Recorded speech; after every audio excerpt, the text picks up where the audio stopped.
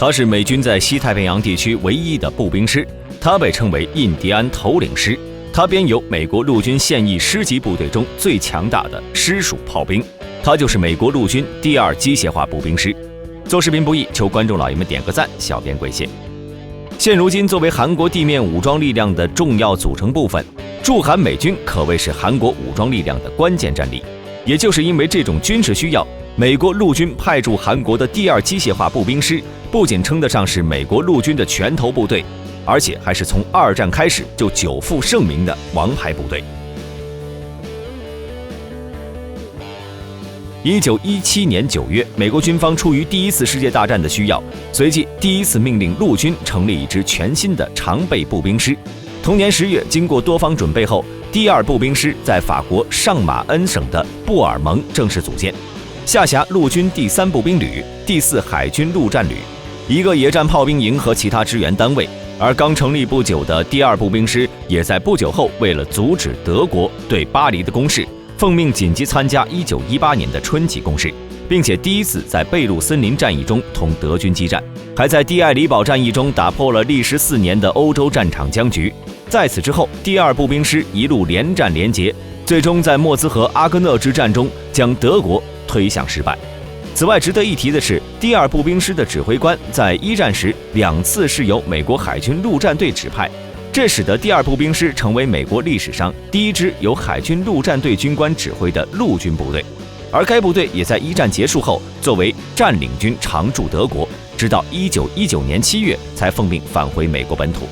驻扎在德克萨斯州的萨姆豪斯顿堡，并开始了作为实验部队的日常生活。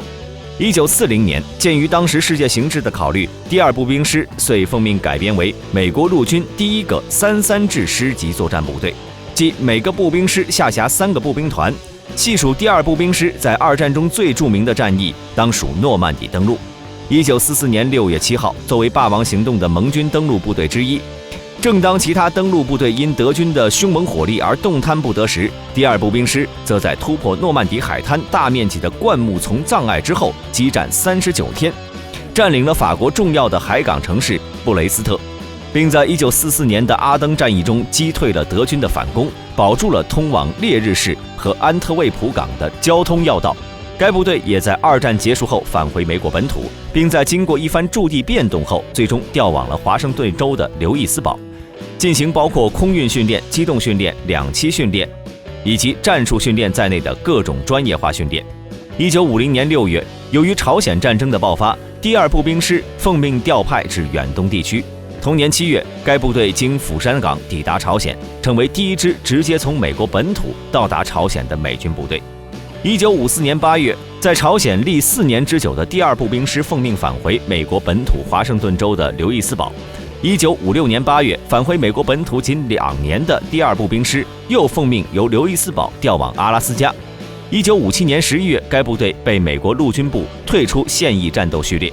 但在仅仅1年后的1958年春天，又被陆军部下令在佐治亚州的本宁堡划归现役，并于此后数年间驻扎于本宁堡。1965年7月，出于朝鲜半岛的形势需要，第2步兵师奉命重返朝鲜半岛，并在此之后长期驻扎于该地区。进入20世纪之后，第2步兵师在驻扎韩国的同时，先后奉命参加了阿富汗战争和伊拉克战争。美国陆军第2机械化步兵师隶属于驻韩美军司令部和美国陆军第8集团军，常驻韩国，不仅是美军太平洋总部下辖的2个步兵师之一，还是美军在西太平洋地区唯一的步兵师，别称印第安头领师，是美国陆军的一个师级机械化步兵单位，同时也是驻韩美军的前线部队。目前全师常备人数约17000人，其中约1万名驻扎于韩国，占驻韩美军总人数的35%。该部队所下辖的史崔克旅级战斗队是美军中唯一以机械化步兵、坦克和战斗直升机混合编成的诸兵种合成部队。除此之外，第2步兵师还配备了美国陆军现役师级单位中最强大的师属炮兵部队，是美国陆军的主力部队之一。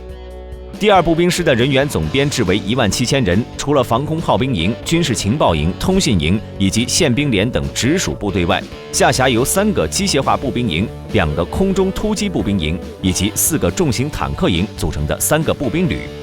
由1个空中突击直升机营、1个航空修理连、1个骑兵中队以及2个攻击直升机营组成的1个战斗航空旅。由1个基本支援营、1个前方支援营、1个化学连和1个卫生连组成的1个师支援司令部，1个由 M270 多管火箭炮营、1个目标搜索连和2个155毫米自行榴弹炮营组成的1个师炮兵司令部。由此也可以看出，该部队不仅可以当做一支重型步兵师来使用，还可以当做一支轻型步兵师来使用。该师的主要装备为232辆 M1 全履带主战坦克，300余辆 M2、M3 步兵战车，斯特瑞克式装甲战车300余辆，39架 UH-60 多用途直升机、EH-60 电子干扰直升机3架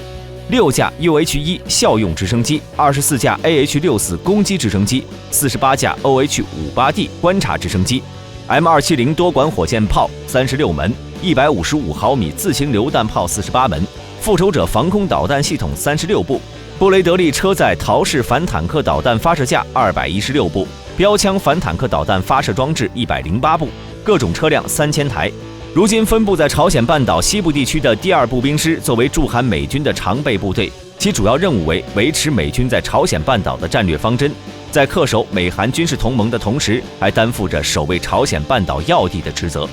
也就是因为这项在近半个世纪的时间里没有任何变动的军事任务，使得第2机械化步兵师一直处于战备状态。纵观如今美国陆军的各支主力部队，派遣第2机械化步兵师驻扎于韩国，可以说是美军经过一番深思熟虑后的结果。因为美国陆军在经历了几十年的裁军后，仅剩下10个师级作战部队，而且第18空降军还分走了这其中的3个。单从部队战斗力层面来分析，美军可谓是派出了一支头号王牌。在2016到2017年之间，出于扩编旅级战斗队的需要，第2步兵师也保持着3个旅级作战部队规模的同时，扩编到了9个联合兵种营，人员编制更是因此超过了13000人。对比现如今的现代化师级作战单位来看，其上万人的规模还是不多见的。而且该部队的每个联兵营还配备了29辆 M2 系列步兵战车和29辆 M1 系列主战坦克，这就保证了第2步兵师在任何时刻都至少保持着261辆步兵战车和261辆主战坦克的常备装甲战力。更不用说该部队还配备了数量不小的指挥支援车辆和后勤装备。除此之外，在第2步兵师的编制里还配备了全美军独一无二的师炮兵司令部，其下辖的3个炮兵营也使得该部队成为美军目前炮兵火力最强的陆军师。好了，本期视频就到这里，喜欢的朋友可以点赞、关注、加评论，我们下期再见。